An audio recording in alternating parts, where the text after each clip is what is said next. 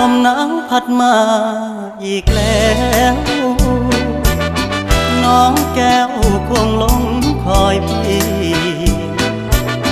เคยสัญญาให้ไว้จะกลับไปหาคนดี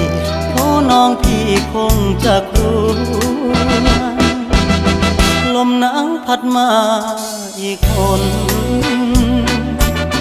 หนาวกระมนหัวใจปวดยามหนาวมาห่างน้องเจ้าคงมองและรำครวญลมหนาวจะหวนกลับไปฟ้าเอ่ยโปรดเห็นฟ้าโปรดเป็นพยานให้ความรักยังไม่คลอนนิรันดร